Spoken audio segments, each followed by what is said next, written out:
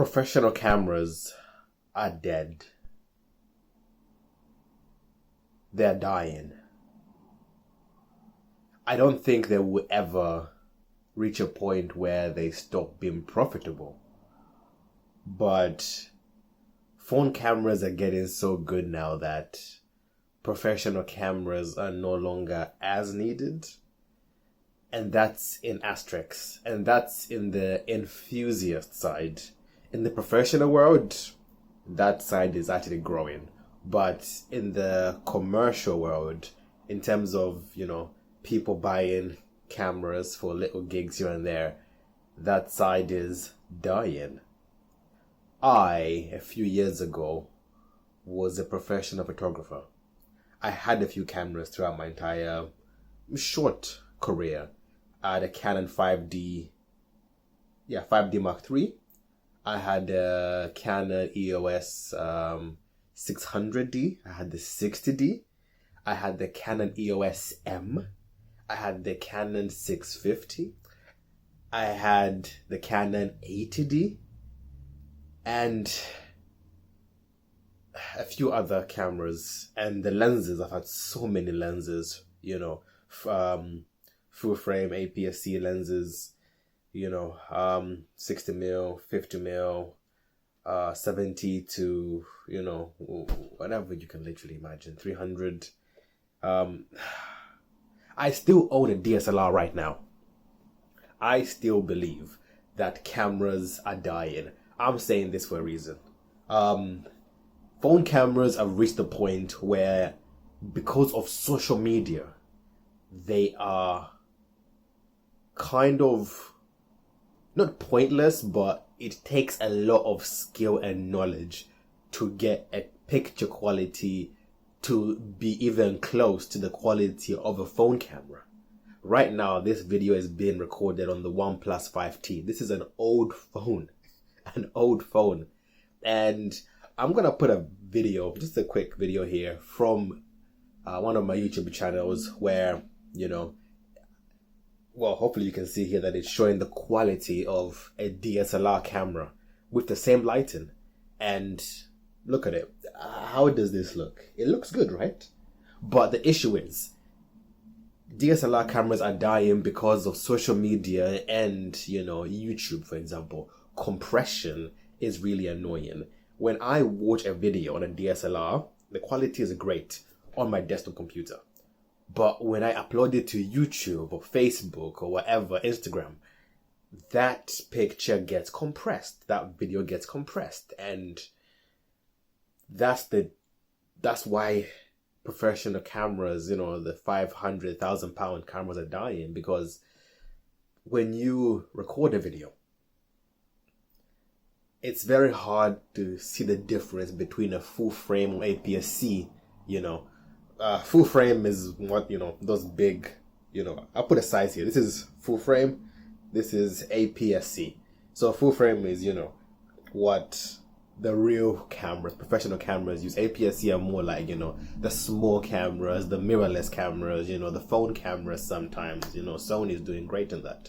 But, compression is dangerous. It's dangerous because I have changed because of compression.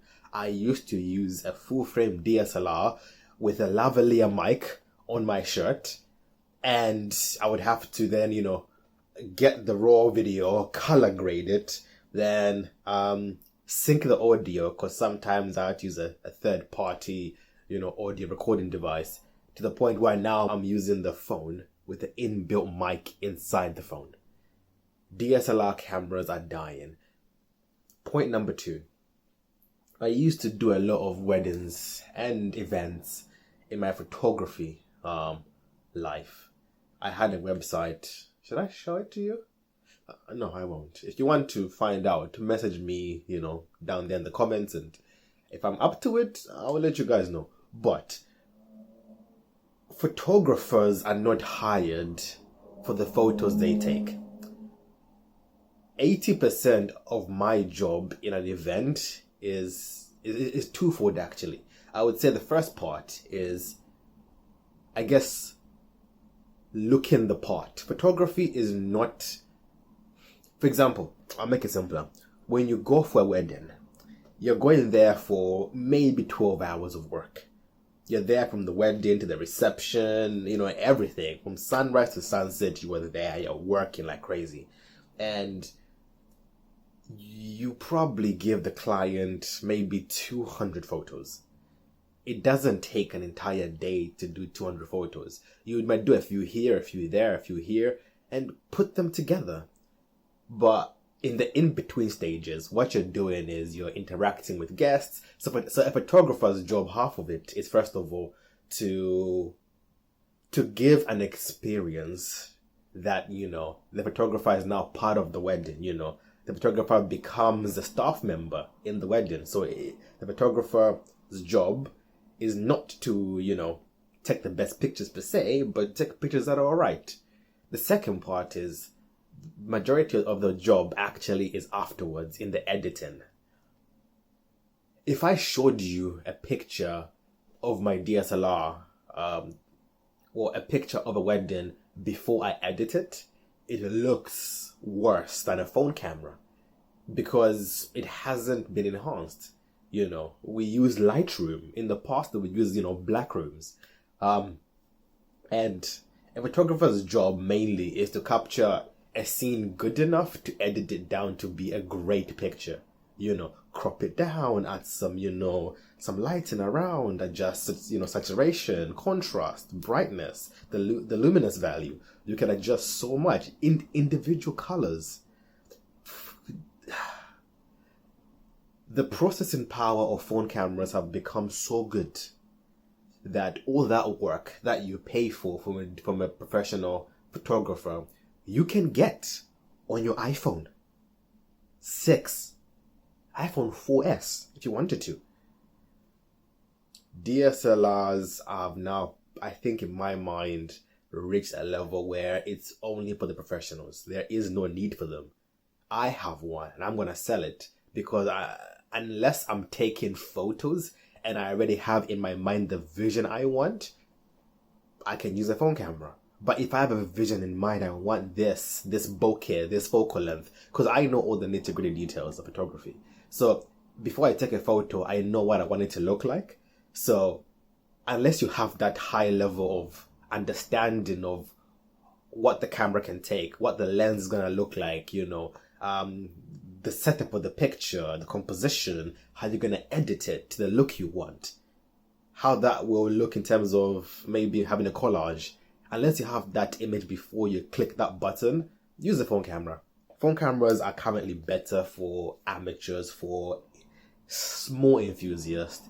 I think DSLRs have now reached the point where it's like it's only for specific use cases. Don't buy a DSLR. Maybe get a one of those Sony mirrorless cameras. If you want video quality that's as good as a phone camera, but your phone is just as good when it comes to compression of basic 1080p video. If you want 4K, 6K, okay, fine. Maybe go for the 5D Mark, Mark 5, or maybe one of the Sony cameras.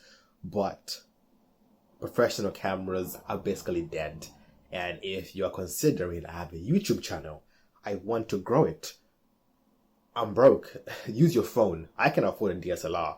I'm gonna sell mine because the quality I get from this is sometimes better because it processes everything for me without me having to go in and do color grading, and changing the settings post-production.